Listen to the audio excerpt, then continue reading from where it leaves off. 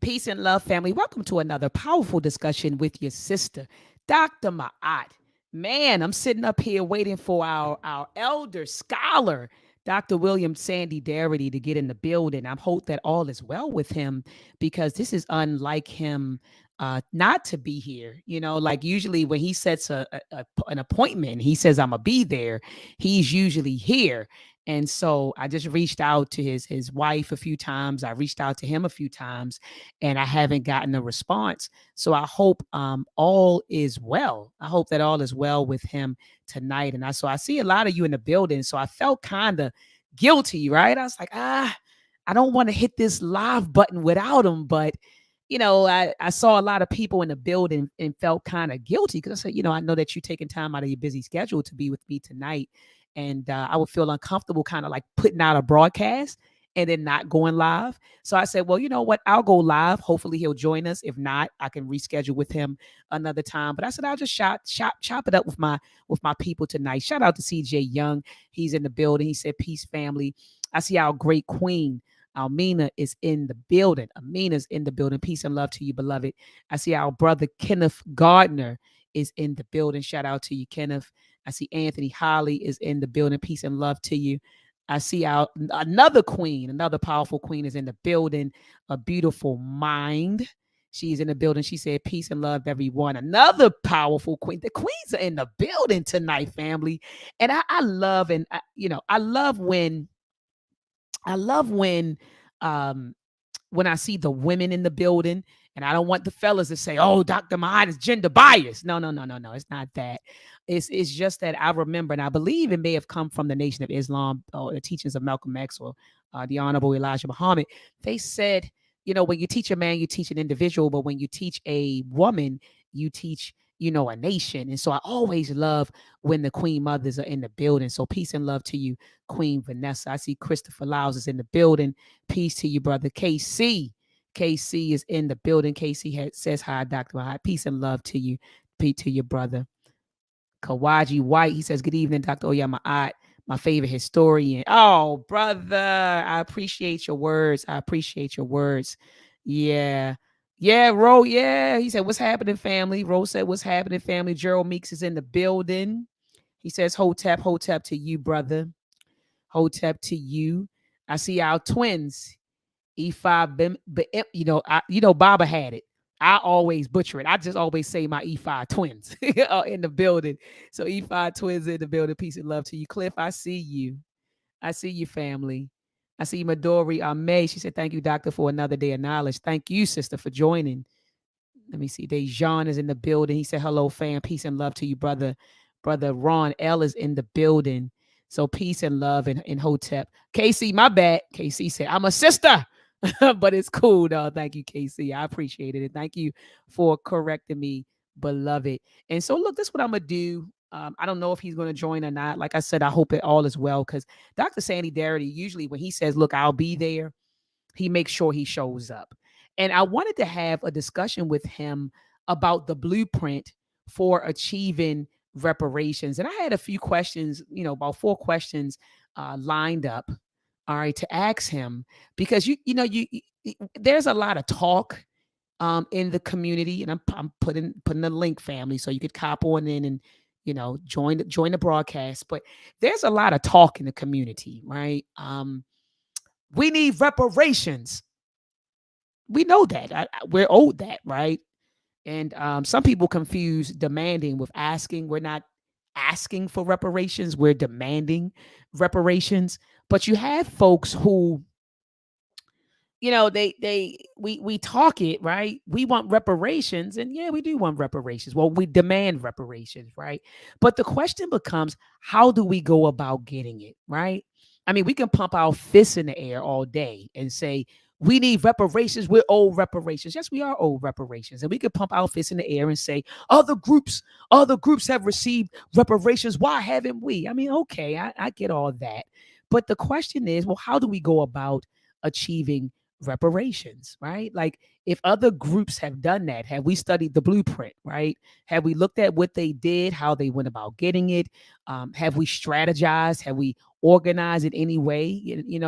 I noticed, and shout out to the Read Book Club. We're reading the book and studying the book, The Color of Law by Richard Rothstein. And we just finished chapter 8, which talked about the tactics that the federal and local government used to segregate America, and how Black people, we were isolated into ghettos. We were confined literally to ghettos that were created by our local government.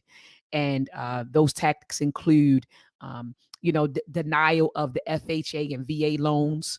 They created exclusively white developments. They use racial covenants and zoning ordinances to lock us out.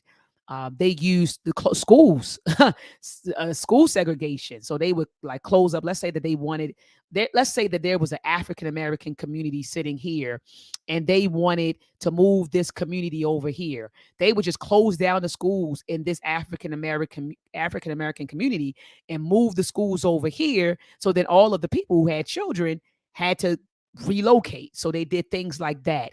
They also passed the Highway Act in 1957, okay, which created the interstate highway system. And they used the highway system to destroy Black communities and to keep us away from the downtown areas where the white folks live. So they did all kinds of stuff to us, rezoned out areas. So you wonder why a lot of Black folks live near the highway, or we live near the dumps, right? Or we live in industrial areas. Well, all of this is by design, right? And it's not that we're just saying this.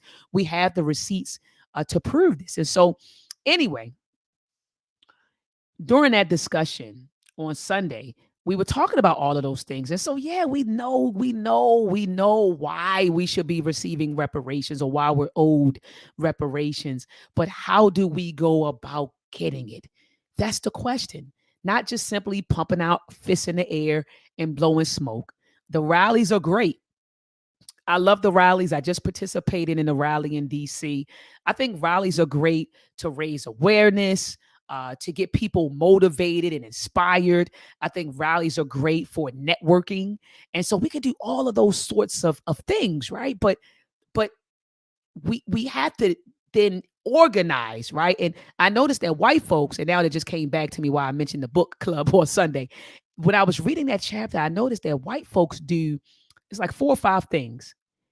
They unify, they organize, they strategize, and they mobilize. 4 things. Let me say that again. White folks will unify, organize, strategize, and mobilize to get things done. And that's what we need to do, right? And even rallies show unification. That's great.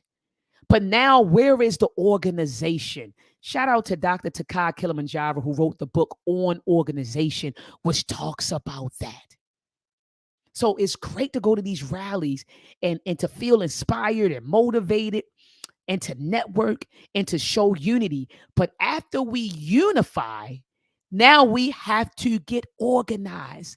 There should be a reparations chapter in every city where there's an organization. So it's one umbrella organization, but there are chapters all over the US, right? Where we're pushing reparations, we're pressuring the politicians, we're lobbying, we're leveraging our vote to get what we want.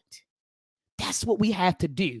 Not just attend rallies and go home and say we felt good, it was a great moment. We got to do more than that. We unify, organize, strategize. And let me pause right there. Speaking of strategies, I noticed when I was reading this book, The Color of Law, I noticed that white folks developed strategies to lock us out. And as soon as we would get around those, as soon as we would recognize the strategies and begin to, I guess, conquer, those strategies or those hurdles that they put in front of us, they would go back to the drawing board and they would develop new strategies. So what are you saying, Dr. Maad? I'm saying that when we strategize, we have to be evolutionary minded. What am I saying? I'm saying that we have to evolve. We have to evolve in the way that we think. You hear what I'm saying? So while we're strategizing, we pick some strategies, They may work for a time period, right? And then when we see they're no longer working, now we got to come back and we have to evolve. We have to evolve in the way that we think. We have to modify our strategies. And I noticed that that's what they did over time. Initially, they said, oh, well, these FHA and VA loans are only for white folks. But then as the law began to change and legislation was passed, oh man, we no longer can insure properties that promote racial segregation. We no longer can fund or insure mortgages for developments that practice racial segregation. So white folks say, you know what? Now what we can do is we can adopt racial covenants in our neighborhoods to keep them segregated. Then when racial covenants became illegal, then white folks said, what I'll do is we'll use zoning as a way to keep black folks locked out. Then when zoning didn't work, we'll use school segregation or we'll use the highway system. So they were evolutionary minded in a sense that they evolved. And so we got to do the same thing. We can study our history. And this is what I love. And I know some of you get mad with me. Oh, Dr. Maya, why do you talk to Dr. Milana Karanga? Don't you know his history? Don't you know the history? Do you know the true history of him? One thing that I can say about him, he's developed a concept called kawaida, which talks about taking the best of African history and culture and using it as a guide. So when I look at our history, and when I say African, I'm talking about the history on the continent as well as throughout the diaspora. So when I say looking at the history and using it as a tool to empower us, we should look at the strategies that our ancestors created and implemented, determine what worked and what didn't work, and develop strategies that we feel will work today. We want to keep doing what Dr. King and them did in the 1960s and the 1970s. I'm not saying some of their strategies didn't work, but even if you study Dr. Martin Luther King, you'll see that his strategies evolved from 1963 all the way till he was assassinated in 1968. I think he was assassinated April the 4th, 1968. But you can look at that 5-year time period and you'll see that Dr. King, his thinking evolved. He was like, wait a minute, boycotts are cool, but it's limited, right? Like, it's limited. We need to get some political power over here. The economic boycott, it worked and it did what we wanted it to do, but he even evolved. He even evolved in his thinking, right? Just if you study Dr. King's work from 1963 to 1968, he evolved. If you study Malik El Shabazz,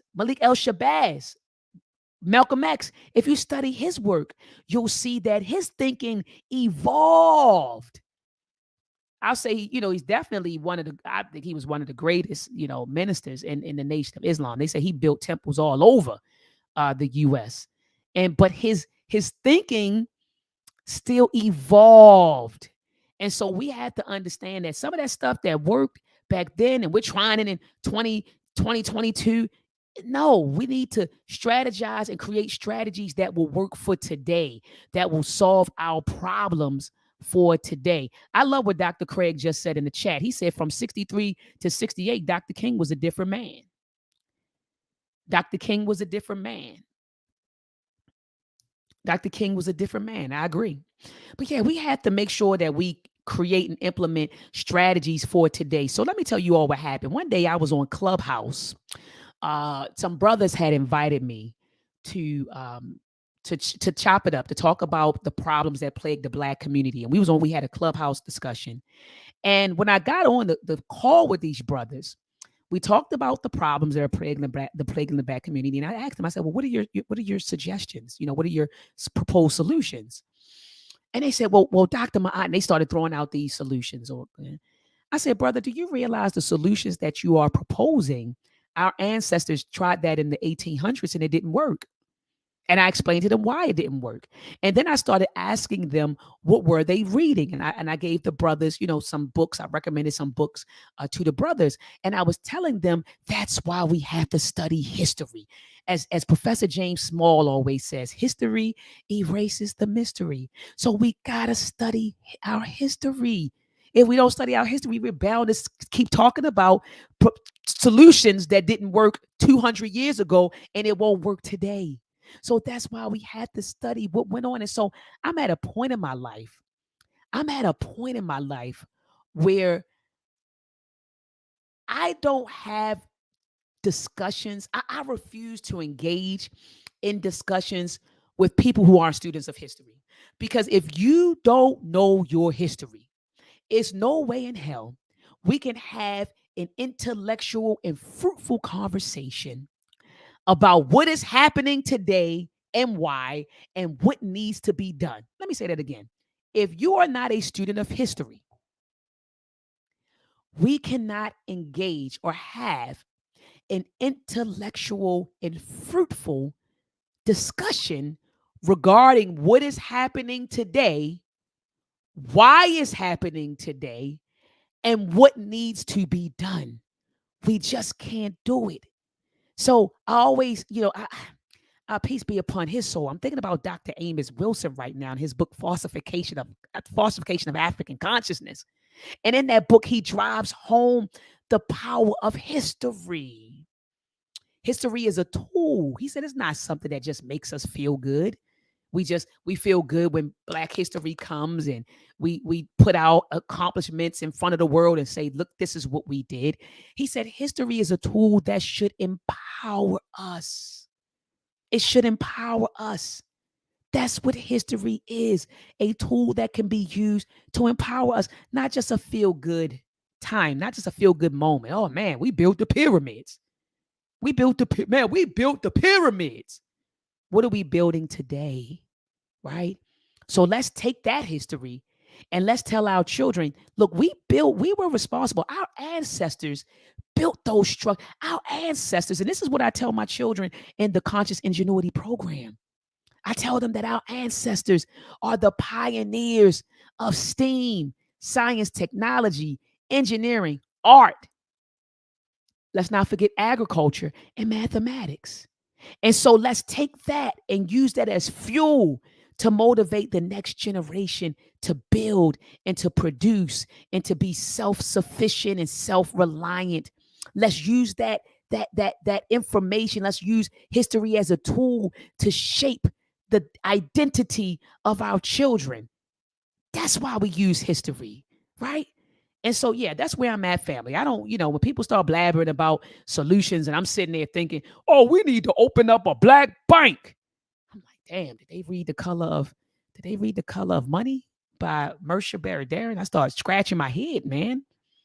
Man, why is it ghettos around here? What? It's like, damn, did you read the book The Color of Law that talks about all of those policies and practices that created ghettos? Like, we got to know that. And so when we step to these politicians, that we know what they're talking about and we know what they're doing. We know what we're talking about. I'm sorry. And we know what they're doing. So when the cities say we have plans, we want to build a new highway over here. Now that we've read The Color of Law, now we got questions. Well, wait a minute. Who's over there? Is that an African American community? So you're going to build a highway that goes through there? So that's going to destroy the community. Well, wait a minute. So when they start proposing policies, we recognize the impact of it. See, I'm sitting here thinking about my grandmother, peace be upon her soul, Myrtle Bailey. She loved Franklin D. Roosevelt. She and other Black people during that particular time. Remember when he ran, that's what changed Black folks from Republicans to Democrats. So remember, we were all Republicans. Remember, because of Lincoln. Lincoln signed the Emancipation Proclamation, right? Lincoln signed the Emancipation Proclamation. And so we were mostly Republicans if you study the history if you study our voting history. But then remember when Franklin D. Roosevelt, some people say Delano, I say Delano because my father was actually named after him and his name is Delano. But when he ran for president, Remember, he was the poor people's president, right? He was the poor people's president. He was the president for the working class. But then when you study all of the policies that his administration that his administration passed, all of the policies benefited so-called white people. Even though so black people loved him, but guess what? Under Franklin D. Roosevelt's administration, they passed the New Deal policies, right? The FHA, the you had the Public Works Administration, the PWA, you had the VA loans, you had the Highway Acts. All of that stuff happened under his administration, and we loved him just like we loved Bill Clinton, right? Remember, black people called him the first black president. He got up there, he started playing his saxophone, got caught up with Monica Lewinsky in the White House, and black people loved him. But under his administration, he passed policies that adversely impacted our communities. We have to wisen up, family. We have to study history. We have to study the policies that were passed, right? That were created and implemented. We got to study that and how they impacted us. So when we hear the plans that these politicians are proposing, or policies or legislation, that we can fight back. We have the tools to fight back. We know what you're doing. Oh, you want to put a highway? Wait a minute. We start asking questions. And shout out to my brothers and sisters, because they're dealing with a new black woman and man now. Because the new black folks, these black folks today, are becoming or are educating ourselves politically. Remember back in the day, it was just, oh, just vote Democrat. Then just go vote Democrat. Everybody just voting Democrat. No, no, no, no, no. The new black man and woman is saying, I don't know about that. I'm looking at my city over here, and the Democrats ran my city for the past 40, 50, 60 years, and it looks like crap. It's impoverished. We have boarded up buildings, crime, poverty, underfunded schools. And so you want me to continue to vote for a political party that keeps us in slums and ghettos? Come on now, man. So black folks nowadays are saying, nope, nope, I'm not voting for you. And a matter of fact, I used to be, I was a registered Democrat person, but what I did, family, was I went ahead and switched it up. I'm now, it says unaffiliated on my card. So it has my name and everything, but my party affiliation now is unaffiliated.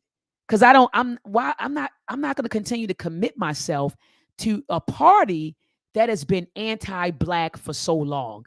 Both parties are really anti-black if you think about it, family. Both parties are really anti-black when you think about it. None of them are really for us. As Dr. Amos Wilson explains in his book, Blueprint for Black Power, he said that these are two wings on the same plane. That's it. I think that the Republicans are more outright with their agenda. Like, they're more outright with it. Like the neoconservatives and all of them, they're more outright with it. The Democrats will smile in your face and make you feel comfortable while they're jabbing you in the back. They'll smile and act like they're your friend. But they'll be jabbing you in the back at the same time, right? And not Martin Luther King, Malcolm X talks about that.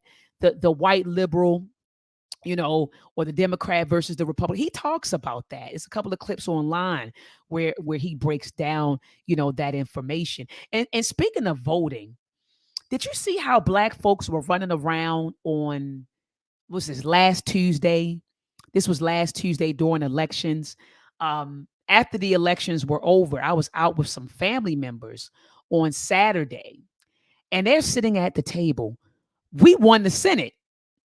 We won. And then I started looking on the internet, and I see black folks screenshotting things and posting stuff on the internet.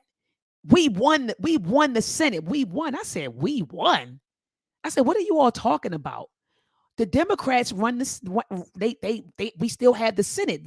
The Democrats still have the Senate. I said, well, I think that's an accurate statement that the Democrats have the Senate. But I said, we didn't win anything. It kind of reminded me, family, about like I felt like I was on the plantation again. Like remember when the master was sick and and then you had the house Negro boss, we sick, massa. Massa, we sick, massa, or we every the slave always wanted to include, himself or herself, in whatever, what was going on with. So I was like, damn, I was looking around. I'm telling you, family, I promise you. I'm sitting at the table. I said, God damn. Do you know how they say the more things change, the more things change, the more things remain the same? That's how I felt. I was sitting at the table listening to these black folks. This is my family. We won the Senate. We won. We didn't win. I don't even want to curse. We didn't win anything. They won the Senate. The Democrats won the Senate. And we running around on the internet. We won. We won. I'm telling you, family, I think that voting Democrat has become a religion in the black community. It's become a religion in the black community. And I know I grew up like that. I remember when I turned 18, I didn't have any political education. No one gave me any political education. I didn't know that, okay, before you vote for a candidate, that you should review this candidate's voting history, right? Their voting history. So what policies have they voted for? What policies did they vote against? How did these policies impact black people? And what policies are they proposing for black people? Right? Like these are the things that we should be teaching our children. But you know what I got? Let me tell you what my political education was. You're black and black people vote Democrat. That was it. I literally, the first time I ever voted, I was 18 years old. True story. I'm at the polls in Baltimore County where I used to live. I get to the polls with my mom. I see this list. I don't know any of the names on the list. I'm just being transparent, family. I don't know any of the names on the list. None of them. And so I'm looking at this list and I see a D and an R next to these different names. My mom is in the both because when she took me to vote, she of course I've registered. She took me to the poll station. All right, I'm going to the station to vote, and so literally I'm in one booth, she's in another booth, and so I'm looking at all these names. I'm not familiar with anybody, and I whispered to her. I said, "Ma, who should I vote for?" She said, "Select everybody that has a D behind their name."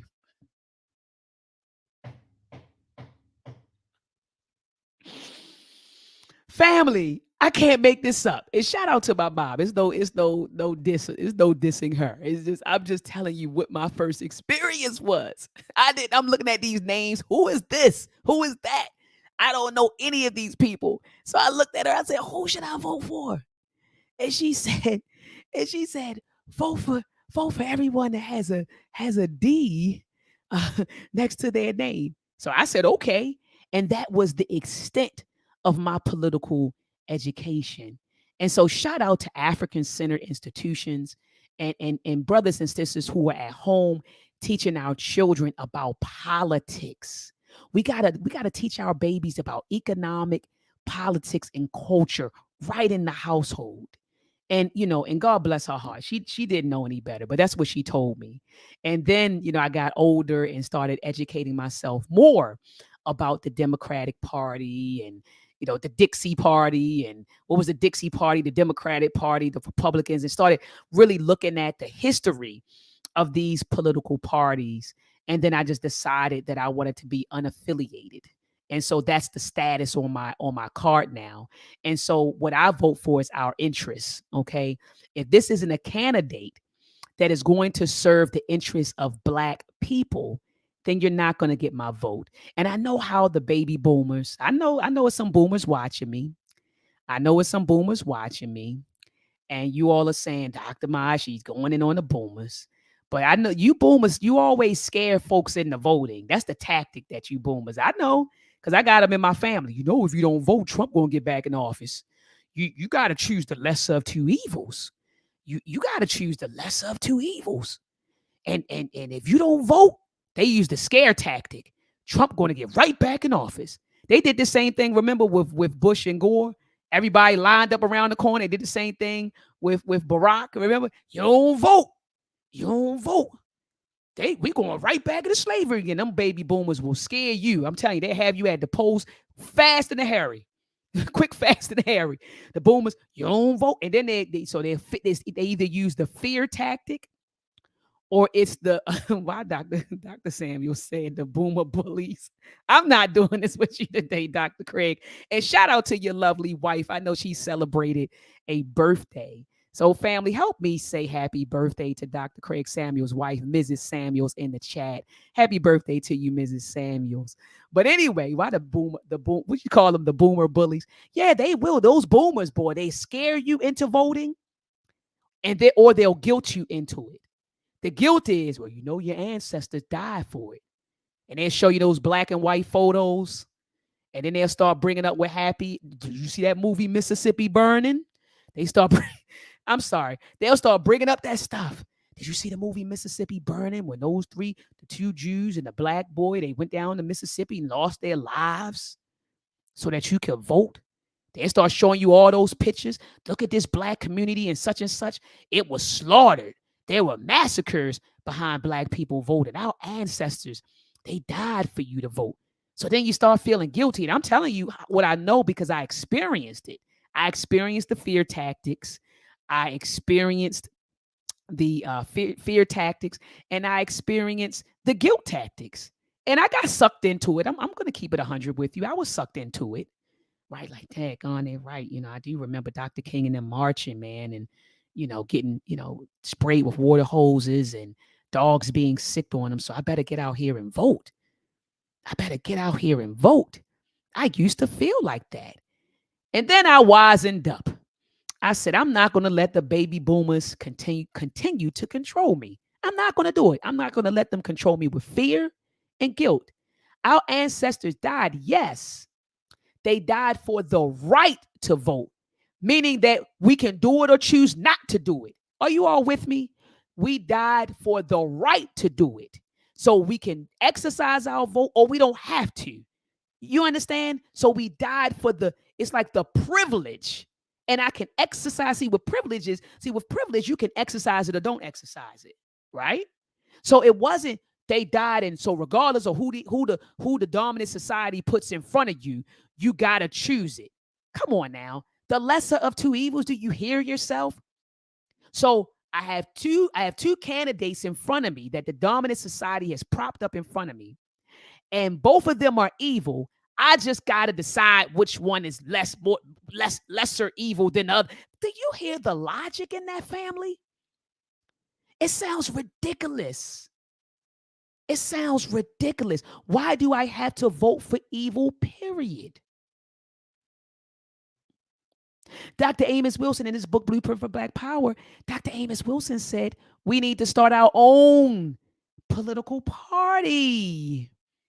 And he said, I don't think our candidates would get elected if we started our own political party. But he said one thing. He said, if we start our own political party, it would do a few things. I want to say one thing. It would do a few things. One, it would unify and organize the black vote. That's one thing it would do, right?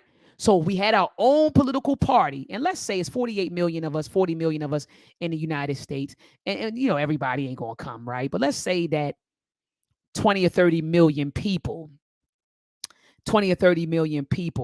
and shout out to KC. I agree 100% with you.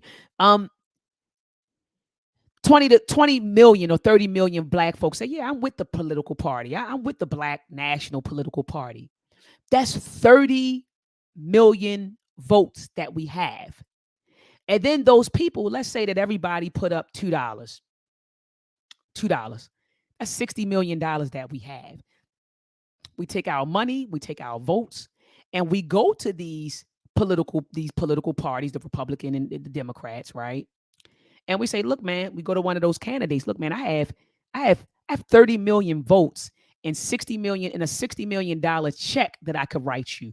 But what I need from you is a commitment to do A, B, C, and D for the black community. And that's what Dr. Amos Wilson talked about in his book, Blueprint for Black Power. That's what he talked about.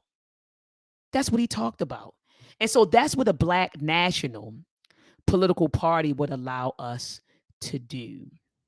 All right. So I don't know about all that running around, folks calling themselves Democrats and Republicans, and we won the Senate. We won the Senate. I'm like, man, we sick, boss. We sick. That's all I heard in my head. I was just sitting at the table, and you know what, family? When I heard the person say it, I didn't respond. I just kind of I left it alone because I didn't want to get into. You know how they always tell you don't talk about religion in politics, with folks, because you can get into a heated debate. And so I just left it alone. But I said, damn, black folks in 2022 still sound like we on the damn plantation. We won the Senate. We won. I said, we didn't, in my mind, we didn't win anything. What are you talking? I said, are you all talking about politics? Oh, yeah, yeah, yeah. The Democrats won, the Senate, and they went on to celebrate that like it was a win for us. Just like black folks was dancing in the street when Biden was elected. You had some black folks. What was the dude? Van Lathan. I think that was his name. The black dude with the glasses, brown skin brother. He was on TV crying when Biden got elected. And soon as Biden got in office, do you all remember that tape that leaked on YouTube of Biden laying out the the black civil rights leaders? Can you tell me in the chat if you all remember that? Tell me in the chat, family. Do you all remember that? Sister Queen Amina, I see you in the back. I'm getting ready to bring you on, beloved. She said yes. Yeah, remember? Like soon as he was the president-elect, so he got in, he was the president-elect. I think it was like that November or December. There was an audio that leaked, and Biden was on the audio laying those black. The only thing the sister asked for, she said, well, President-elect Biden, she said, we would love for you to pass, an anti-black bill. So they were trying to make us a protected class in the U.S. And so the sister approached him and said, and she was very respectful. She said, I'll find the tape while Sister Amina, when she comes on and Brother Rob come on and talk. I'll find that audio if it's still online. They may have snatched it off because they're censoring a lot of black voices on the net right now. And I'm gonna talk about that once I bring Queen Amina and Brother Rob on. But the audio leaked. And the sister said, yeah. We want you to pass an anti-black hate bill, and we want you to, so they were talking about all the things that they wanted. And I'm just paraphrasing. I don't want to, quote the sister, but they wanted one of those anti-black hate bills. They wanted an anti-black hate bill. And Biden got on the defense. Biden told those black civil leaders, I already did enough for black people. And then he said, he started naming things. I ain't gonna do. Everything was, I ain't gonna do. He was talking to those civil rights leaders, those black civil rights leaders, like they were children. Everything was, I ain't gonna do. That's how he was talking on the audio. And I'm sitting there. I remember going to my mother. I said, Ma, you got to hear this. This is the guy you voted in office, right? This is the one you all said, we're not going to take. And I'm not advocating for Trump, because some people would think, oh, if you're against Biden, that means you pro-Trump. No, I'm anti both of them. How about that? So anyway, everything was, I ain't going to do. Everything was, I ain't going to do. I did enough for black people. I ain't going to do. I said, damn. And this is the guy that Black America voted in office. This is the same guy that told you he doesn't support reparations.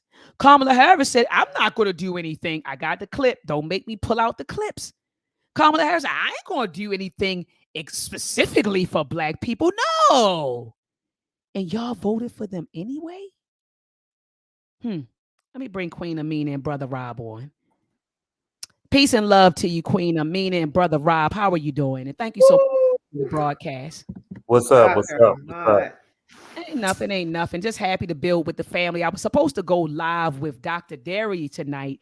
And when I saw the family accumulating in the chat, I just couldn't do it. I said, man, my family, I look at you all like my family. And it's the same, you know what I mean? So when I saw the family in the building, I said, you know what? I can't cancel on the family. I'll go live. If he reaches out to me, then I'll have him join the broadcast. But if not, I'm still going to go live because the family is in the building. But go ahead, Queen Amina. Please share your thoughts with the listening audience. Firstly, I wanted to just, your words were so profound. I watched the convening of our brothers and sisters together in DC, and your words were so eloquent and so on point. And I just want to let you know that your words were resonating, and you moved me beyond. And just thank you for being steadfast in your advocacy for us. Ashe. It's more than what we're seeing from those who's supposed to be advocating for us. So I just want to thank you and Tariq and all of the brothers and sisters that stood in the gap, Mm, and advocating for us. It's more than I've seen in my 55 years on this planet. So mm, thank you for that. mm. Thank you for your Um, words, Queen. I'm Appreciate you. just stating fact. I believe in giving people their flowers while they're still here. Mm. So I just wanted to give that to you um, Thank you so much, on this sister. day. I appreciate your words. So you saw the clip. I didn't even see the clip. Where did you see Yeah. the clip? Oh, I keep things by the side, and I'm a fast typer, so it was so. First of all, it was infuriating. It was insulting, Hmm. um, and how they kept their mouths closed. Even Sharpton, he had his mouth shut, and Moriarty, he's the other fellow, or I forgot what his name. Oh well, he was part of NAACP, and it was just how they just all were silent. It was Yep. like mind boggling. And I'm like, what in the world is this? I mean, it's basically, I'm telling you, the colonized mind Mm, is a colonized mind. And that you don't even have any couth about you to speak up for yourself as if you mm. didn't have a right. You advocate more for other people than you advocate for yourselves. What is that? That's a fact. That That's a fact. I can't wrap my mind about. All I can is I can um, tether it to is the Kool-Aid. Mm, The drinking of Kool-Aid, the stenchness of the Kool-Aid, the poison of the Kool-Aid that Jim Jones gave his followers. That's what I liken it to. mm, You are dead mentally. You're dead people walking. That mm. is sad, but I'm just telling you how it is. Can I inject real quickly? I Sure. think that really reflects on the passiveness of the Oh, Mm, of definitely. the nonviolent movement that we've been not used. It was used. It's supposed to be used as a strategy. And I'm quoting Dr. John Henry Clark, may peace be upon Mhm. him. It was supposed to be a Mhm. Ashe. strategy, but it was used as a way of life, and that's where it all Yes, I agree. I thing. agree. So I Hmm. agree. And actually, if you're gonna if Biden is with all them so-called civil rights leaders, and and he's and the way he came, if he came off the way he came off, yeah, we would have been, have a little bit of a power, a little bit of a discussion, a vocal, very vocal discussion. But since we all agree that when it came to the civil rights movement, I'm not trying to rag on them. The bottom line is it wasn't about changing the system; it was about being status quo. part of the system. Well, I want Mm. to rag on them. If you're not, I will, because I believe in That's telling right, the Go Queen. I ahead. believe in telling the truth and shaming the devil. Hmm. And Go ahead.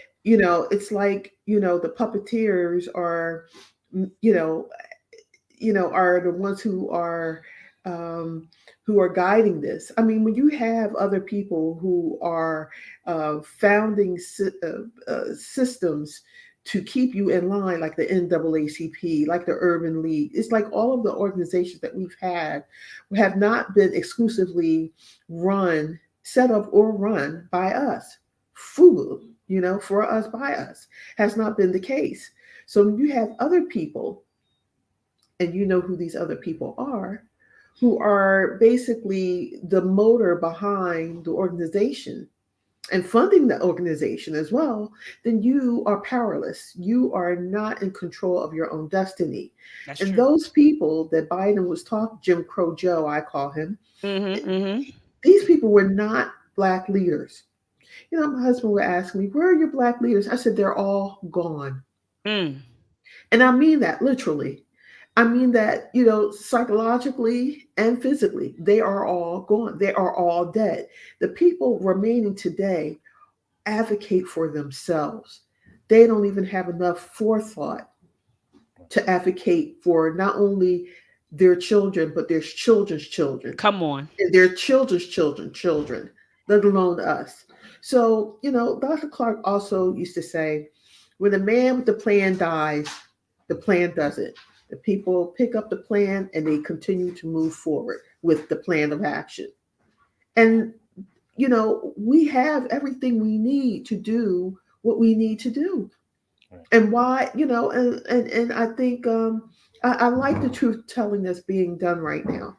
I like it. I love it actually, Mm-hmm. Mm-hmm. because some things are being revealed that have not been revealed before, and every day it's a brand new revelation, and Mm-hmm. it's a new Mm-hmm. truth that's being shared. So I think this is a very special and unique time, but I think we should be this should be an example of what we need to do, and we have to unequivocally move as one united fist. That's right. There's no other way. We can't do it any other way. And we Yes. need one another. We do. We do. We cannot be individuals like the Europeans. We can't do what they do. Can't I, afford it. no, we can't. It's too far gone now. And you know what's sad, Queen? Kwame Ture said this decades ago. He said we can't afford to be individualistic. He been we our if only I say this all the time, Queen Amina. If only we would listen to our ancestors. If only we would listen to them. Kwame Ture was running around the country, running around the world, telling people it's time we got to organize, and we have to strategize, and we got to mobilize, and we cannot afford, he said, to be individualistic. He said it's a luxury that we can't afford. They have it. They can afford to just Absolutely. I'm by, but we can't afford it right now. Especially now.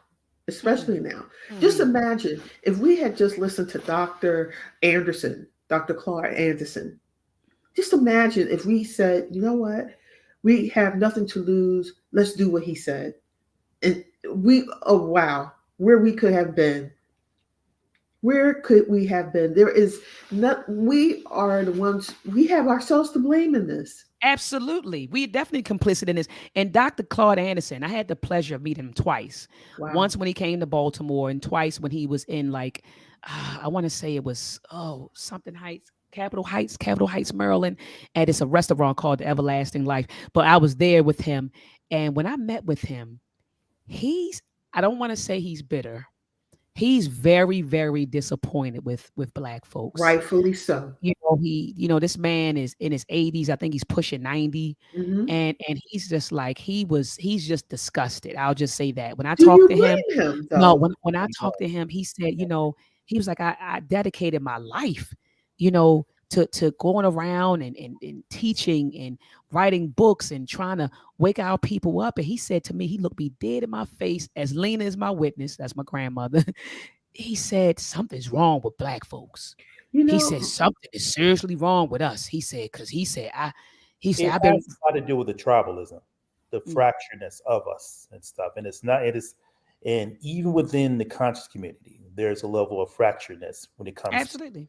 when it comes to our situation. Because so when we that can't talk to each other, we're always talking at, we're always talking down. It's like mhm. there has to be a point to where we need to find, okay, we need to sit down as adults and say, this is what the situation is and stuff. And let me play devil's advocate real quickly. Now, is there a way, is there any type of way we can try to reach to these so-called civil rights leaders and say, No, look, oh, no, so it's absolutely not. it's So it's not. not. No. When you have them going down to a border advocating for Or people who did at not least, build this at country, least try to get, at least it's try that's to. it's a I'm sorry. dead, it's dead. It's Mm, futile. You have to leave them where they are, step over their dead bodies and move mm. on. That's where we are. It's a harsh reality, but it is the reality nonetheless. And I agree with you. I have said to my friends, we need to have our own party if you want to really make this thing move. I was just in ATL a couple of weeks ago Mm. Mhm. talking to a friend of mine and her mature daughters. They're mature, they're women. And it was just sad that I said, well, don't you want some? Don't you think you have a right to something for your vote? Mm. Right. And their response to me was, well, what did we do before? I said, but it's a new day. That's When you right. know better, you do Do better. better. That's right. So you don't think you have a right to demand something for your vote? That you should just hand your vote over without getting anything for it? Don't you see everybody else are getting something? They're Yeah. demanding something for their vote. That's a fact. You don't think you have not if you said not for you, what about for your children? What about your grandchildren? What about their children? If not for you. I feel that I really feel that call me naive, but I'm not gonna I'm apologetic how I feel. But the fact of the matter is, I feel there is a sense to where there's some folks within that system, within the caucus that might be able to listen to us. I feel that I'll at least try to make the effort, and if it fails, then okay, later for them. You know Mm. You know that's why I know that won't work? Because everything that other groups have done, the Congressional Black Caucus was standing in the gap with them and for them. But when it comes to legislation for Black Americans in this country, who built this country, who advocated for them, even though their own communities, the people get nothing. Mm. Look at Maxine Waters. Let's use her as an example. Mm. She was in her community not too long ago where you got Skid Row all over, in California, LA to be exact. Inglewood, I believe she is. Correct me if I'm wrong. Yeah, she's in England. I'm in California. Right. Okay. She told people on Skid Row, go home. And the people said, we have no home to go to.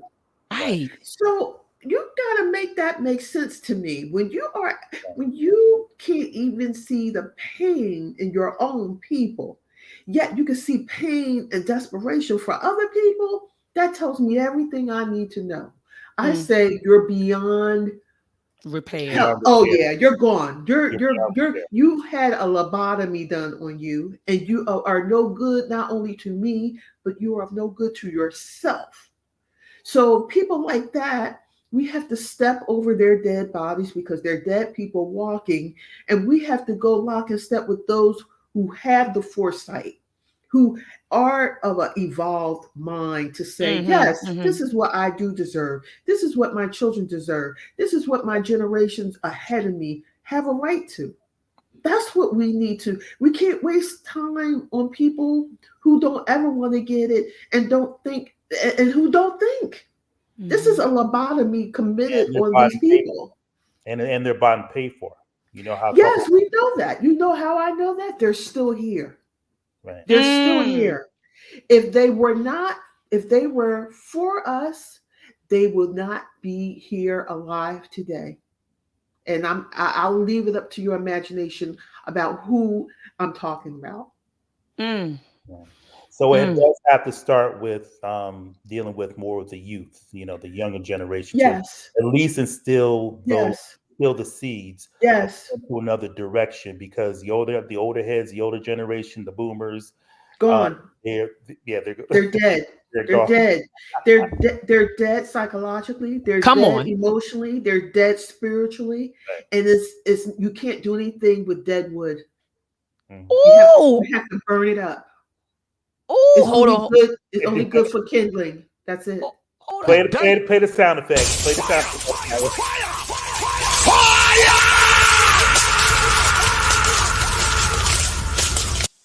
She Deadwood. just killed it. She said they're dead. What she say? What you say psychologically, spiritually? What did you say, Queen Amina? And physically. And physically. She's right. She's right. They are. They are. They Now the want to just question, but now the question is, hmm how do we stave off their ignorance? Because they're going to continue what they're going to do, Let them. continue what they're going to do until they're finally make their transition out of the physical realm. You If know, you ignore them enough and you don't give them a foothold, their voices die out. You Mm-hmm. cannot give them Right. any power.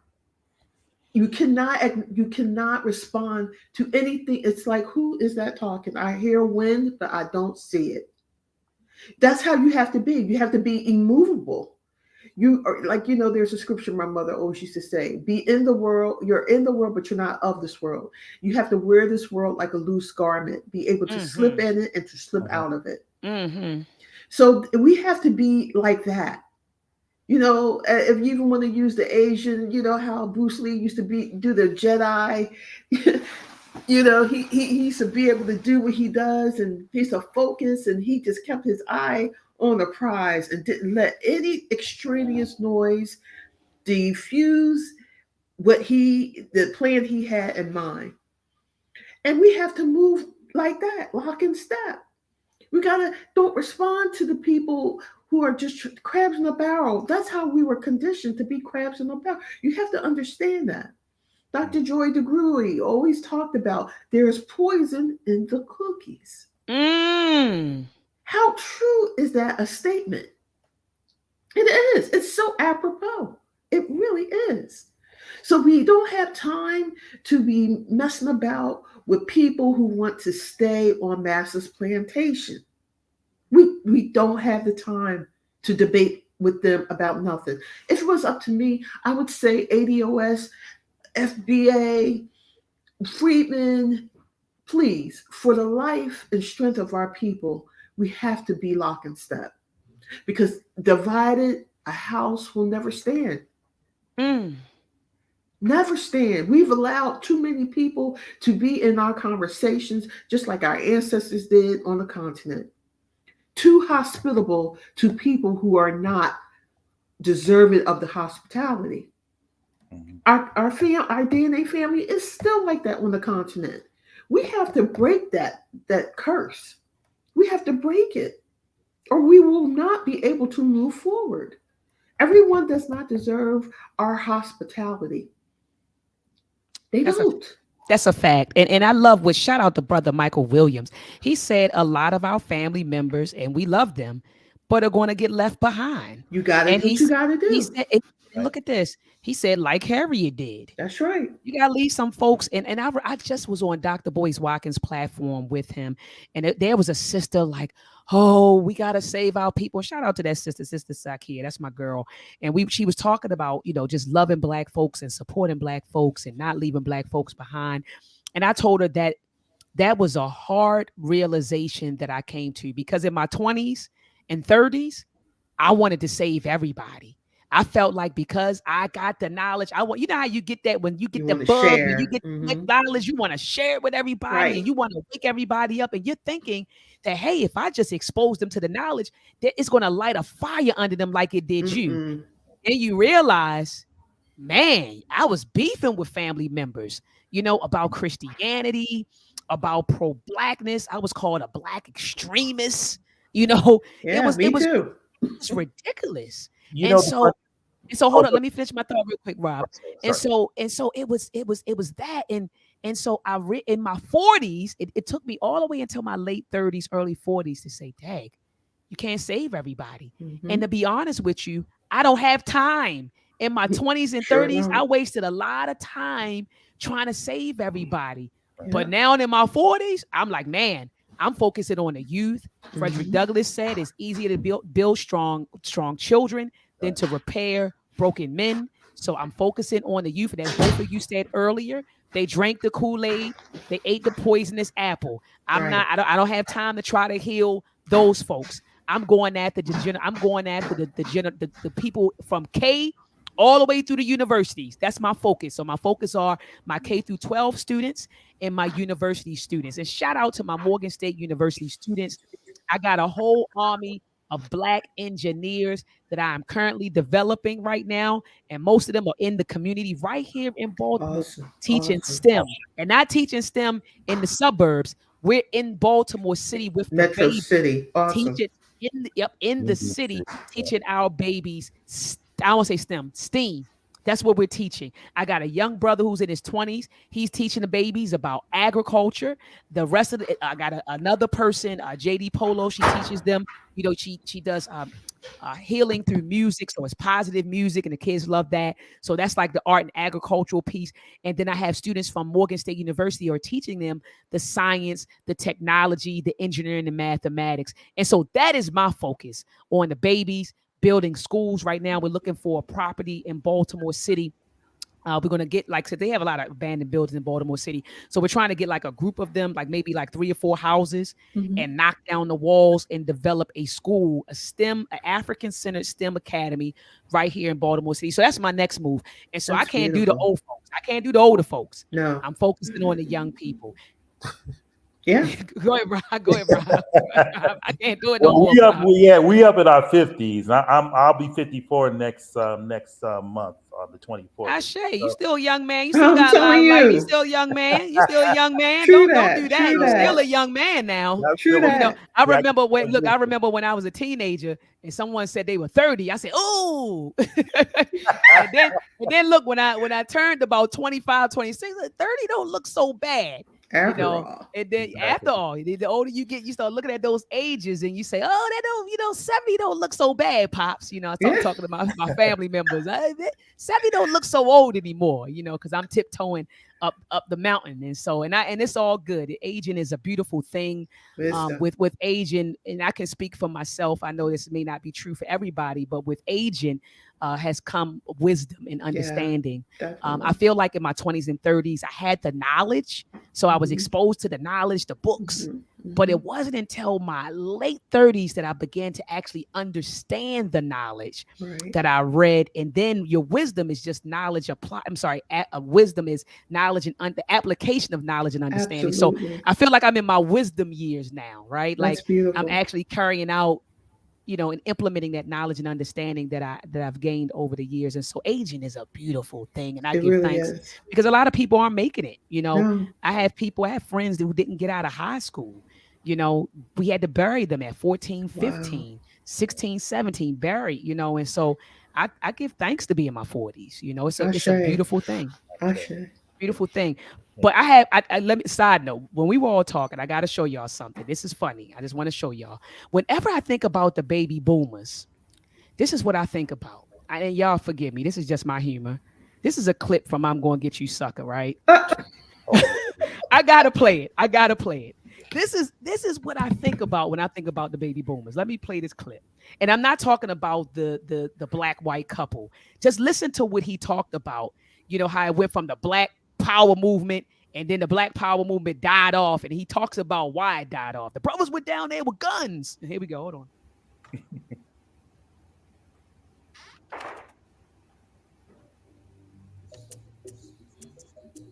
Hello?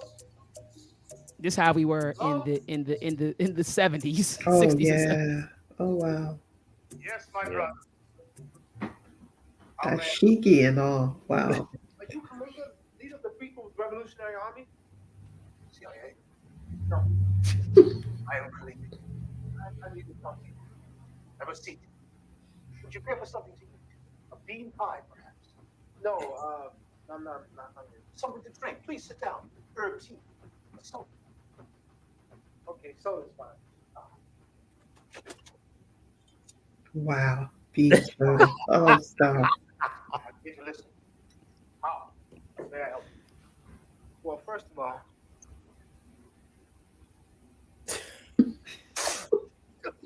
it's an acquired taste. Now, how may I help you, my brother? Look, I'm here because I can't stand what's happening in this community. Yes. Yeah, and somebody has to make a change. Yes. Now, brother, will you help me? Yes. Well. I wish I could.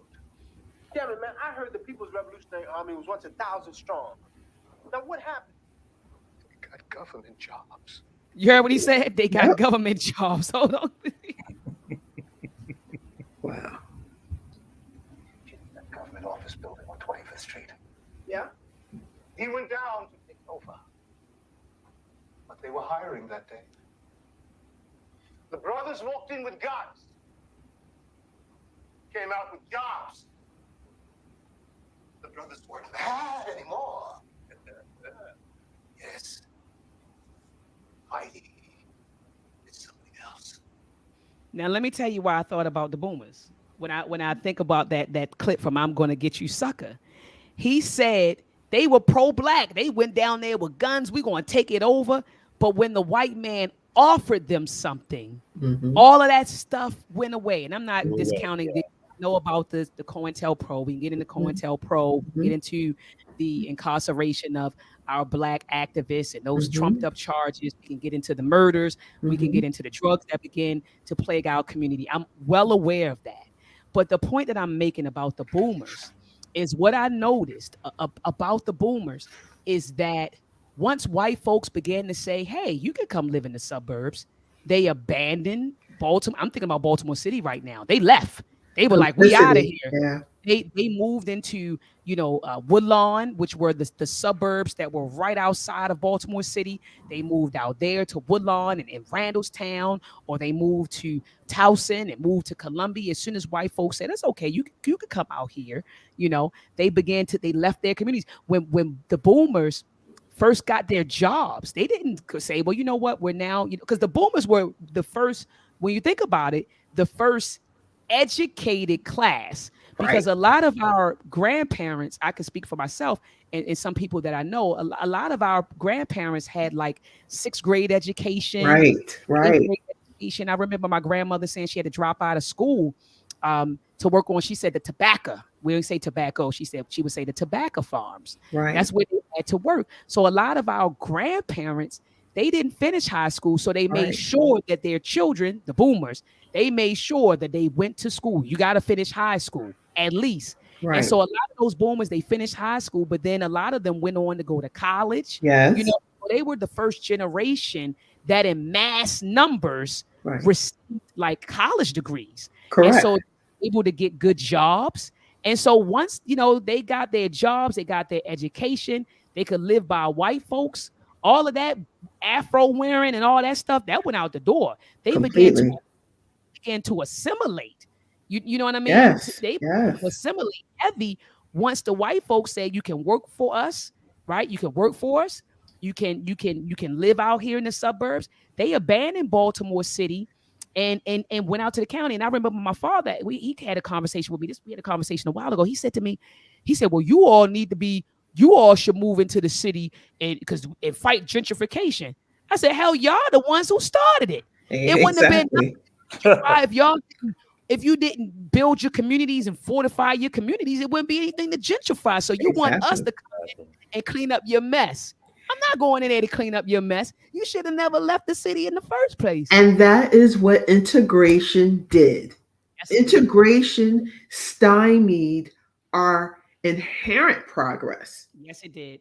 And I know it's easier said than done, but you have the Greenwoods, you have the Rosewoods, we have those, and so many other. You have Seneca Village, and when they bombed and killed, what if they said, you know what, we're gonna build again, and when they hit us, we're gonna build again, even if it was small in number, we're gonna build again, and we're gonna keep building, no matter what they do to us. We're gonna keep building. Oh wow! Look at Yeah, this, do that sister. though. Sister, look, I just wanted to say something. Shout out to Makai Williams. I looked at the name in the chat and I said, I think that's one of my students. Wow. And he commented and he said, yeah, she is my engineering teacher at Morgan State.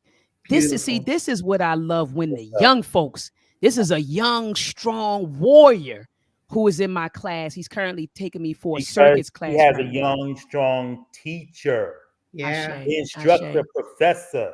That's what And I'm look talking at the seeds that you're sowing, Dr. about. Ma'at. Absolutely.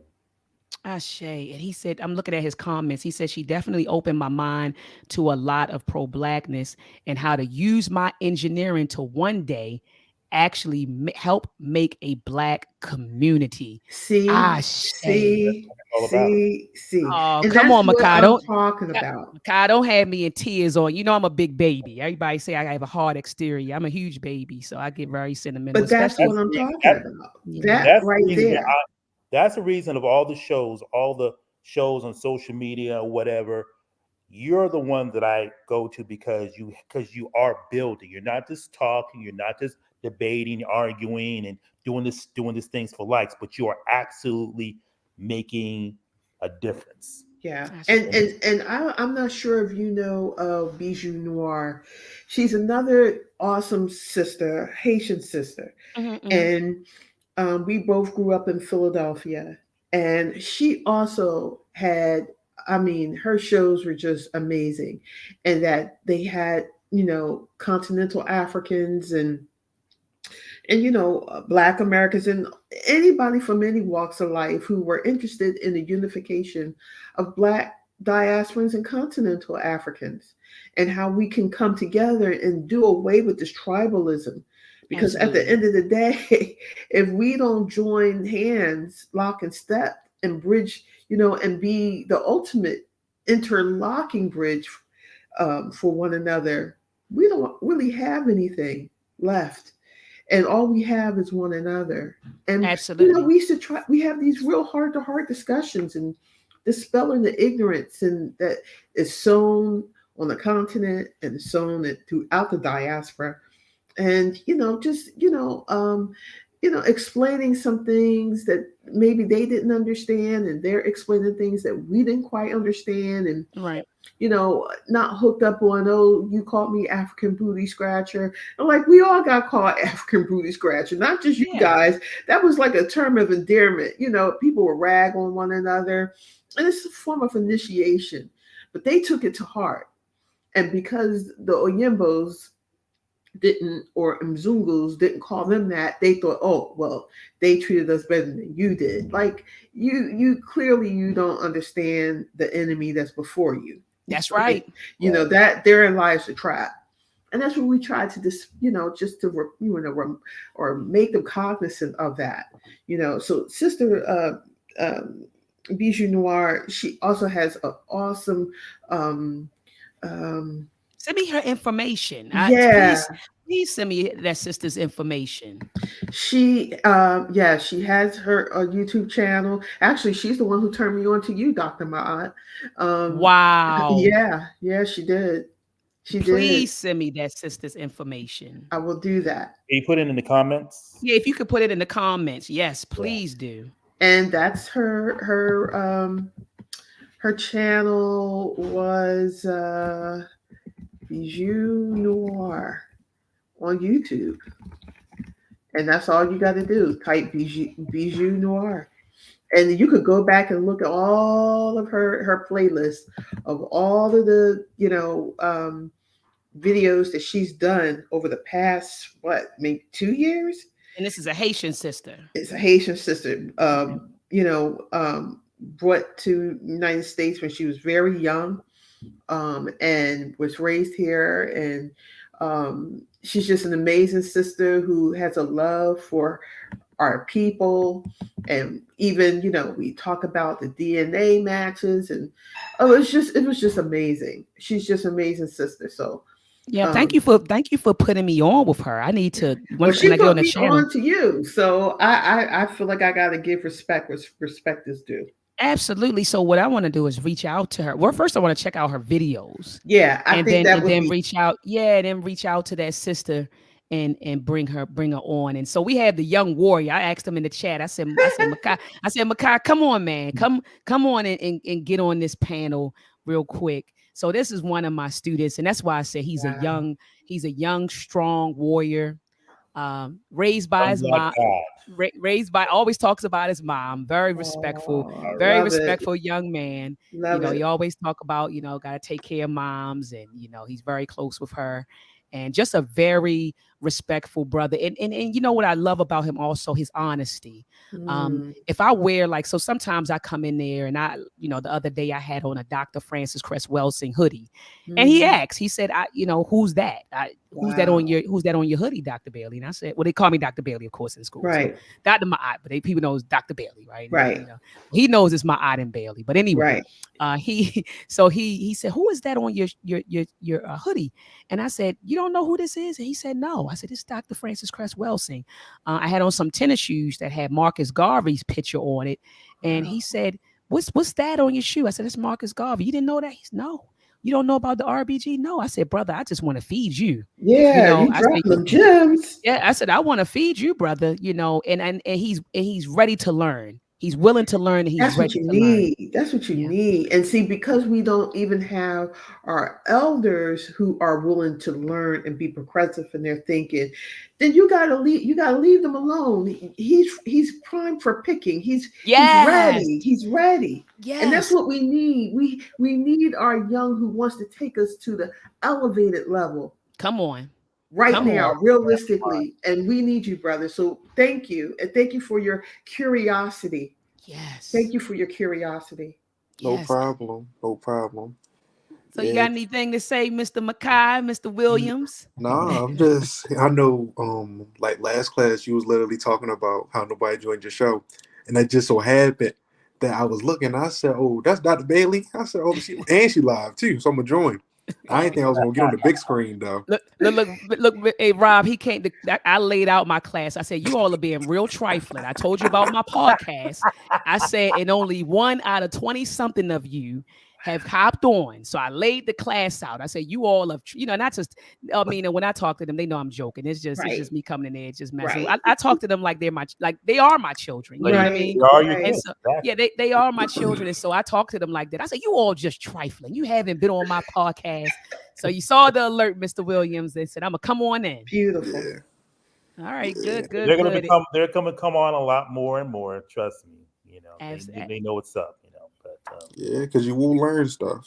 Because Yeah. honestly, I didn't know what you was talking about at first. I'm sitting here like, she just talking this stuff, and I'm just learning as I go. I'm like, That's how you want it. Spoon so, fed. it's and I instilled. was, It's and I, gradually instilled in you. It's gradually you take those time, you take those steps to understand or overstand what Yes. she's saying, what they said.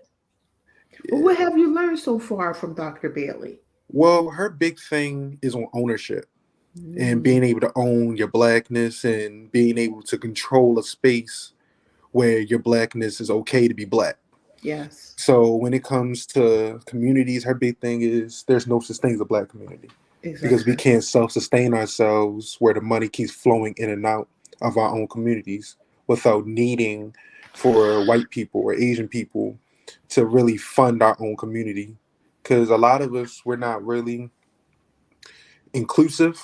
And Mm-hmm. that was one of the big parts you was bringing up today, especially with the civil rights leaders. They were just trying to just get to the table, but they never wanted to actually run the table or Mm-hmm. even try to have a real name at the table. So her big thing is while we're young to really take the big step, because a lot of us, we don't know. Like for me, I went to a PWI before I came to Morgan, Mm-hmm. and I never really learned about African history. But her big thing is pushing African history to know Mm-hmm. that even though it's not all about history in our class, but knowing that your mind and power can truly change the world. So Yes. she's very inspirational and she's gonna keep pushing this every day. Brilliant. Beautiful. Brilliant. Brilliant. Absolutely. Oh Brilliant. wow, Mr. Williams. Seeds So are you sown. caught the message. You Yeah. got the message. Ownership. I asked you all when I walked in the other day. I said, "Do you want to be an engineer for who or who?" Do you remember the question? You wanna be an engineer for yourself, Mm-hmm. No, I said for the black people people. or Uh huh. white people. That's So you right. wanna work for the white man or for black people. So Come on. Who do you want to be an engineer for? I'm in here to make you an engineer for black people, to go Right. into the black community and solve our problems, Right. yeah, right? Yeah, to use those tools to build a nation for ourselves. I'm not putting all of this into you for you to go and help maintain racism and white supremacy, right? Right. And so those are the conversations I have with my students. See, I tell people all the time, Queen Amina and Brother Rob, that I live this. Blackness, Pan-Africanism, Black nationalism. This is it's a lifestyle for me. It's not rhetoric. You know what I mean? It's not rhetoric. It's not something I'm just talking on. Not for This, likes, it's not for clicks, it's not for money, it's not thank you. It's a it's a lifestyle. lifestyle. Right. It's a lifestyle, and even preaching some of this stuff in the classroom, I could get pulled up for that. You know what I Yeah, mean? you For could. actually having Mhm. these conversations with them. But You I know, thank you for going out on a limb and just, the seeds that you're sowing, that they are landing on fertile ground. Because look at this young absolutely. brother right here. And all I asked him was, what did you learn from her? Uh, uh, Mm, and that's going to take his his desire even further. I mean, you're sowing seeds on many levels, other than just engineering. It all ties in together. And to knowing Mhm. about our own engineers, That's right. you know, that's even more important than you knowing about other people. It's about identity at the end of the Yes. day. And Identity. it's also a Identity. reflection of us learning from them as well, because we as people, even in our 50s and our 60s, we can still learn something from the youth and stuff. And You I, have to be, Absolutely. and you have to be you have to be a career student until you leave Absolutely. here, That's right. and be open to that. And I love the, like I said, the curiosity has to be there. You piqued this young man's interest with your shoes, with your hoodie, with Dr. Francis Cress Welsing. You're to the point where he said, who is that? Yes, he did. He asked. He said, who's that? What you got? Red, black, or green sneakers on? What's What does I, that mean? I'm still at the Dr. Francis Quest Wilson hoodie. Where'd you get that from? So it's a website called Melanated Greats by Oh, Sister Afi Essie. So Melanated Greats. is If she you go with to Esty? yes, F-E-S-C, yes. Okay, okay. That sister. And so if you go to her website, she has hoodies with I'm gonna get one with Dr. Amos Wilson on there. She has these Wow, hoodies with all of our ancestors on there, I Malcolm love it. X, and so I bought the hoodie from her a while ago. I even got a hoodie that says melanin on it. I'm gonna rock that tomorrow, brother Williams. You know what I mean? She since you got me motivated now. I'm gonna come in there tomorrow with a new hoodie. But Doctor Dr. Ma, did you share your adventure in Kemet with your students yet? not his class. Okay, Not his class. But I shared it because I went in December. And so okay, I shared it with the students who came in from January to May of this year. okay, They okay, saw it, but okay. his class didn't see it. But I'm glad that you mentioned it. So, Mr. Mackay, I want you to remind me to talk to the class about Kemet and show the pictures that I took of the structures and talk about the ingenuity of, Woo! of our Kemetic ancestors. So remind me, I'll do that probably either Friday or next Friday, do a lecture on that.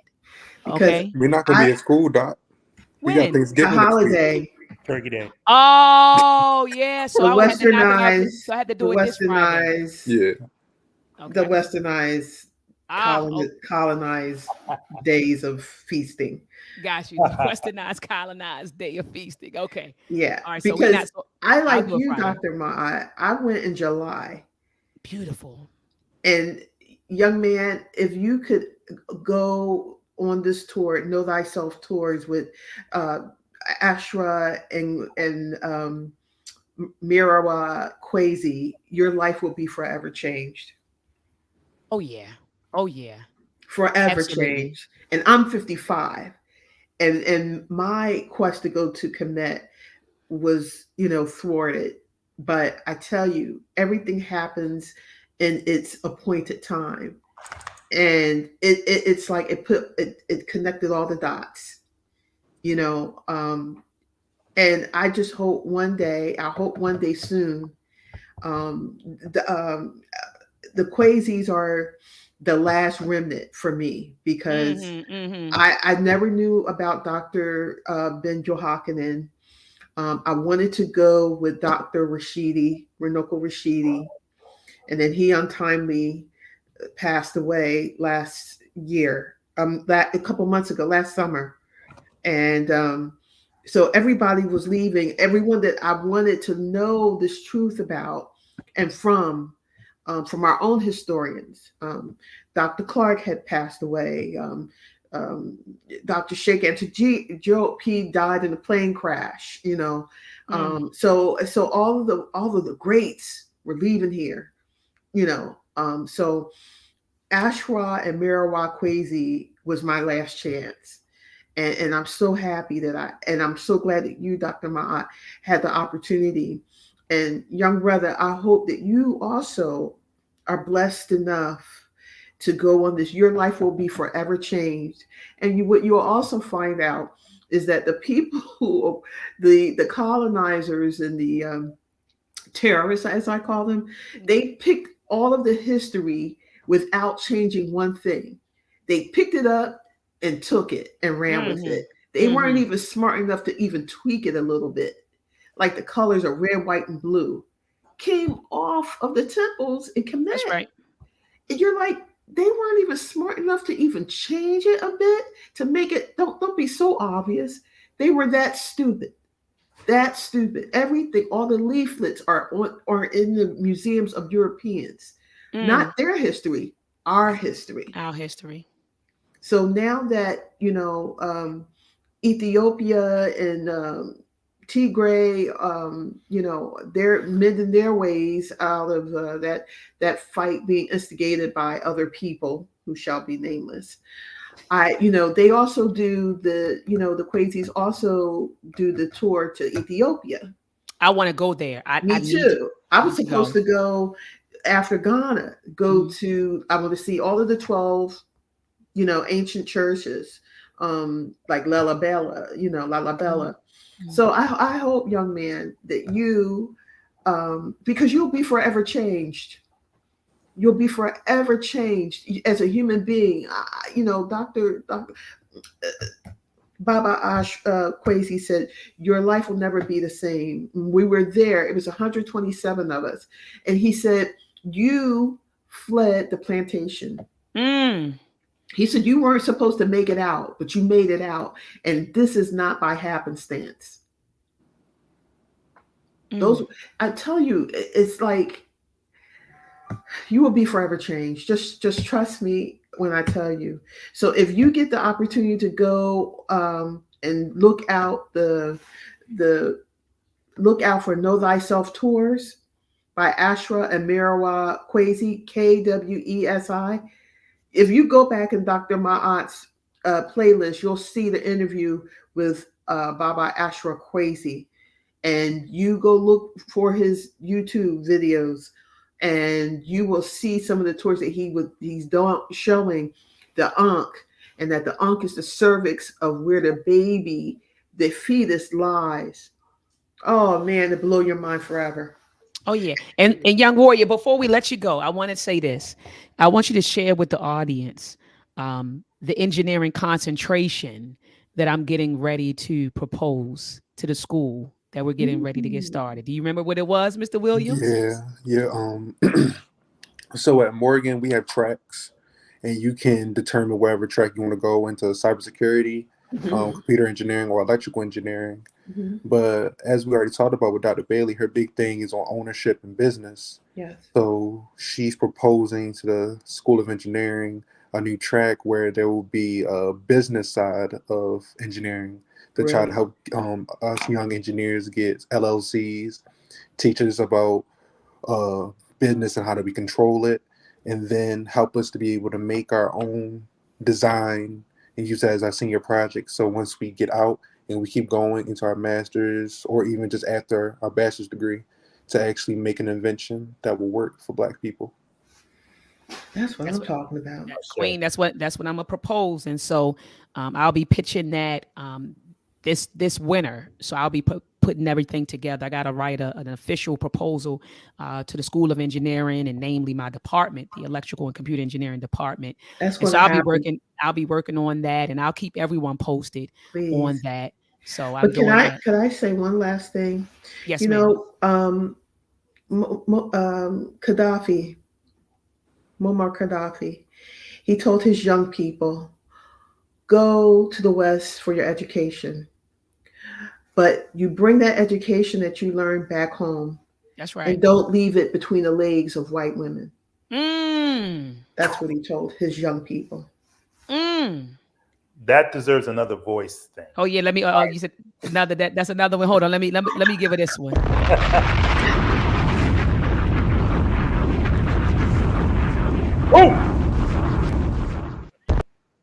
Oh man. So thank you so much, Mr. Williams. Mr. Williams, I'll let you close. Yeah. Thank you so Kudos much. to you, young man. Kudos to you. Keep up the Thank good you work. so much. I will. I'll try. No, you're going to do it. You That's are going to do it. Any closing words, Mr. Williams? Yeah, I gotta get on Zybucks to look at them RL circuits. Uh So oh, So you didn't study that RL circuit work that we're going to go over tomorrow. Okay, yeah, so I gotta make sure I'm ready for you tomorrow. all right, Yeah, man. I gotta So, make All sure I'm ready right. for you tomorrow. all So right, all right, thank you again, hey, Dr. Beta, for having me on, and no nice to problem, meet man. you all. No Oh, Right. problem, ditto. no problem, King. You take care, warrior. Congratulations for the future. Thank That's you. where you're going. I Yeah. say, Thank you for warrior. all. Thank you for all that you're doing now, and thank you for the contribution you're going to make, not only to yourself but to our people. Thank you. I say, Ashe. Yes, I thank say. you. Y'all Brother have a good Rob, night. no You problem. too. You do the same, sister. No, brother Rob. Do you have any closing words for the listening audience? Wow. This is beautiful. This I really don't. This keep it pushing, keep it black, love ye one another. And Mm, Dr. Mott, I love you. love you And too, King. keep it doing. Keep it doing. And sister, I don't forgot your name. Queen Amina. Amina. Yes, Queen Yeah, Amina. I hope to be like you when I turn 55. Me too. You know, Me too. Because this you're sister. young, Me brother. too. You're so young. It's Me been a too. lot sewn into this. This has been a interesting journey, and a lot of people have sold into my life. I'm the last of 6 children. Mm, So I've learned a lot from people who are older than me. And, you know, I could write a book, mm. and I am a writer by nature. But thank you for the compliment. But we're not that far in age, brother. I We, know. I so you know, I like you. I like to share, and I don't hate on anybody. You don't have to believe nothing I say. That's right. I just have to share it. So no, and those that are not receptive, I keep the dust off my feet, and I keep going to people who are more amenable to the idea, or even Mhm. willing to hear it. So that's all we can do. We can just be intercessors. We can be um, vessels.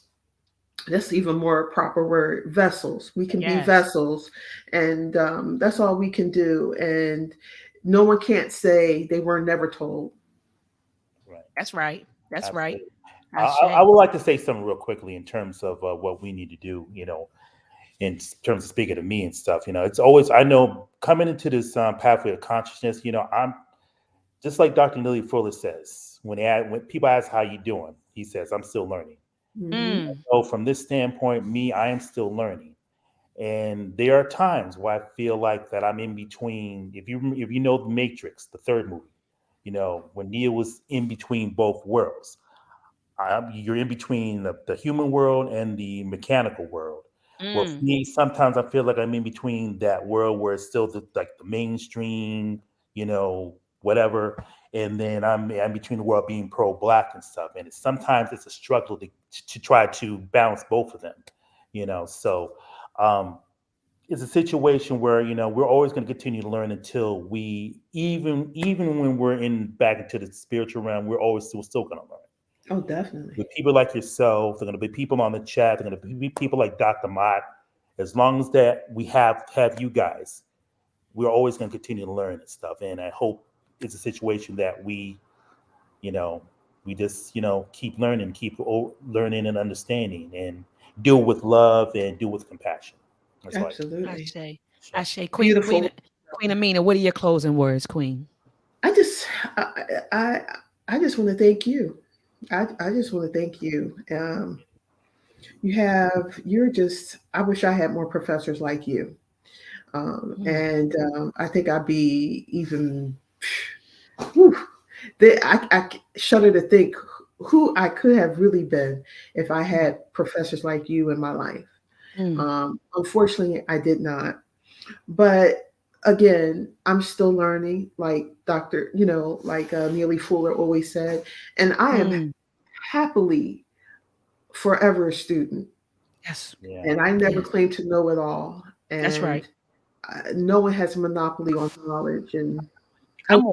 for me, You reached your level. You reached your own level. I'm not. So I'm not much. even close, brother. I'm not even close. I'm not I even close. I feel, and that's my opinion stance. Okay, Thank you, but you know what? I'm not even close to where I I mean, really yearn to be. Mm, It actually it surpasses this earthly realm for me. It absolutely. surpasses it because to say all I need to know is here would be it would be not correct. It would not be valid. But my learning exceeds this earthly plane. Mine's is more ethereal, but it will have some earthly good, and that's right. I'm sharing some of it today and every opportunity that I get. And I want our people to think again. Um, Mm. that's my hope and prayer is that we Whew, start thinking again and not accepting less because we're so much better than that, that's right. and do not allow ourselves to be put in a box and not to be determined, allow anyone to determine our worth in this life. Because I do suffer from self-esteem, lack of self-esteem, believe it or not. And Mm, it is one of the reasons why I dropped out of the university, because mm, I realized that what I couldn't understand, like, why can't I I got four last time I was in university, I had 4.0 GPA. mm. And my husband's like, I never got a 4.0. How are you doing this? And I said, so I proved to myself that I can do it. But I said, well, why can't I just take it to the next level? And you know what my spirit said to me? Because you are a free thinker. And this Mm, structure is not for free thinkers. If you're mm. going to a specific niche, then okay, we'll be fine. Like Dr. Ma'at, your engineering brother, if you were in medicine, okay, then it would be apropos for that. But even that is stretching. That being said, for people who are, my spirit could not receive what they were trying to sow into me. Mm. And I, for the longest time, like, I know I'm smart enough. It's not about me being smart or intelligent. I knew I was more than capable. It's It's just it just, didn't line. It seemed like the university, the information that they were disseminating to you, it just didn't align with who you are, or and who that's I what was it's meant to be. what you was meant to be. Absolutely. And I trust it's today. I still struggle with it because I'm like, stop fighting it. It is what it is. You were meant to be who you are, and you have to accept it. And I have to come to terms with the fact that I am a free thinker. And those halls of institution, for the most part, not for everyone, but for some, Oh is yeah. meant to control you and for you to be a byproduct of them and do their bidding. We are force fed their history to think like them, to quote like them, to speak like them, to act like them. Even at HBCUs. I That's why I had. know it That's didn't why end I there. brought on one of my colleagues. His name is shout out to Dr. James Holly. I brought him on, and we is a you can go back and Google or type it in the search engine in Okay.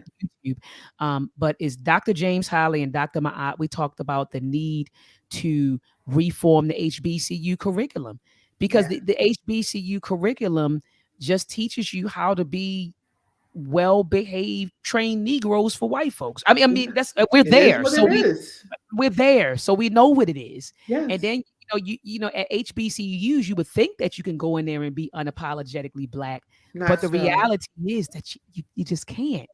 You just can't. And so But I do the whole the institution structure. is like, right, exactly, Dr. Yeah, it's Ma'at. the whole So that's institution.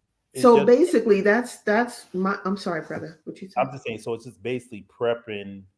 So some of these HBCUs are just prepping students to work in Work their in a dominant society. Yeah. Absolutely. Just like Absolutely. theirs, just like their own. You are being fashioned to Groomed. be, oh Groomed. yes, Yes, you're being groomed that to to be be. a right.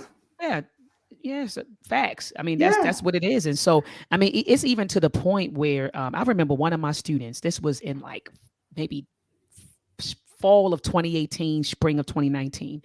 It was one of my students, and she was one of those. What do you call the girls in the band? Is it called A matrix? majorette. Yes, matrette.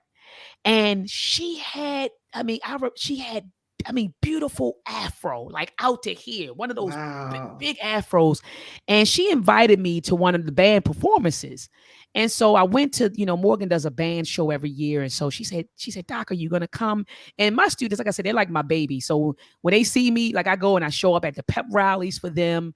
Tired as I don't know what, Queen, but I'll drive. I go and show up for my babies. I'm at the pep rally waving. That's I'm at awesome. I'm at That's homecoming awesome. waving, like I'm here. So because I That's have awesome. students who are in band, students who are in organizations, and so I try to show up. So anyway, she invited me to the band show. I get there, and I'm looking at the stage, and I see her and the rest of the girls. And no disrespect to my sisters who wear the long weaves, it Mm-hmm. is what it is. But Mm-hmm. everybody had like these long stringy weaves in their hair. So when Mm-hmm. we got to school, like 2 days later, I pulled up that my student and I asked her, I said, well, why did you have to wear that? Why don't you wear your beautiful afro? And Mm-hmm. she said, Doc, she said, they told us that we can't. Wow. So I said, damn, we're at a HBCU, right? Historically Black college and university. And the girls are told that they can't wear their natural hair. They have to wear wigs, weave. Wow. I mean that that's bananas. You know, That's colonization. that's Colonized mind. What was the motivation behind that? Were they performing? What was? well, yeah, they were performing, but my question is, why did everyone have to wear a weave? Why why Self-hate. why couldn't the sisters have gone up there with big afros or afro puffs or just Because whatever? you So know why? You know why? yeah, Because you absolutely. have to continue the colonized mind to emulate a people who don't look like you. It's a constant wheel that we're talking.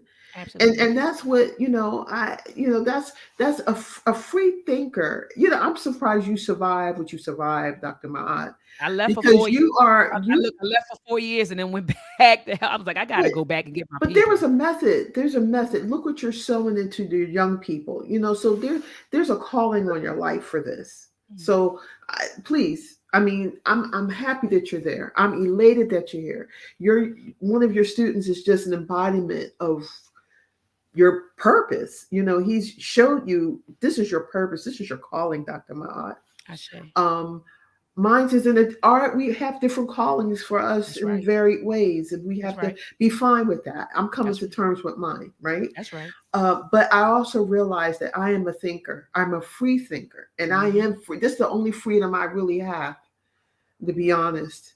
It's the only freedom that I have, and I relish.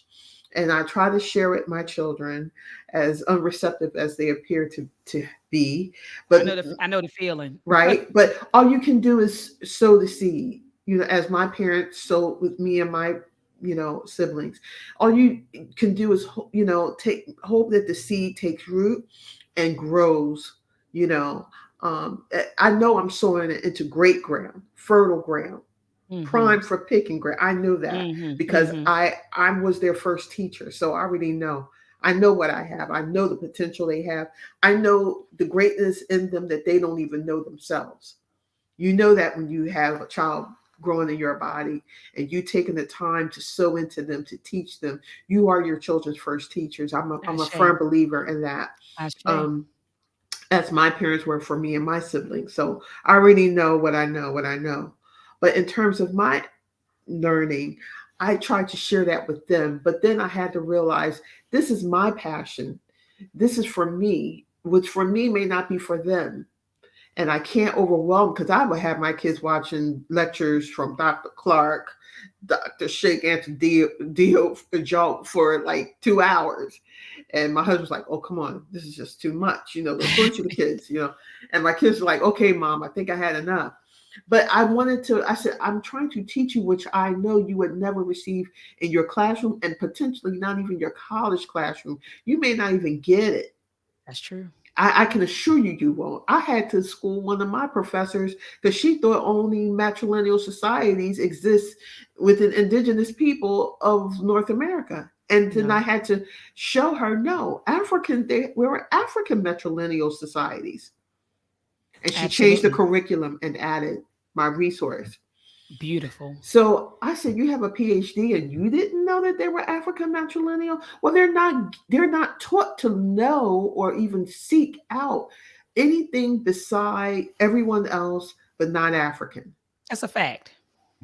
So That's I a said, fact. I have no business being here because I have no business being here because if these so-called people who wrote a book and you have PhD behind your name and you've only been taught to believe a certain narrative That's true. and not about a collective, then I have no business. There's nothing that you can teach me. So you said I'm out of there. I'm out. Yeah, I patterned myself after people like Dr. Leonard Jeffries. Dr. Leonard Mm. Jeffries, he was in a university and Hmm. changed a lot of lives. Professor James Small taught Yeah. in the university. Yeah. Dr. Kaba Kamene Yeah. taught in the Totally. university. And Dr. Ben, classrooms Dr. Ben, yeah, Dr. and high Ben, school yeah, classrooms. Dr. Ben taught in the university. That's right. Dr. John Henry Clark, they taught in In the a class. university. That's right. And so they were there. They went into the universities. I'm going to do a show next Tuesday. I'm bringing on a elder that was right under, oh my goodness, Dr. James McIntosh. Shout out to Mm. him. He's with Semotep. And this brother was there. I'm talking about with Dr. Amos Wilson and Dr. Francis Wow. Cress Wilson. Like he was like the young guy on the scene. Wow. It's Wow. like, so all of them were kind of older and he was like the 21, 22-year-old young guy. And so he's going to come and we're going to be talking about the war on Dr. Leonard Jeffries that took place in the 80s. Dr. Leonard Jeffries was labeled anti-Semitic.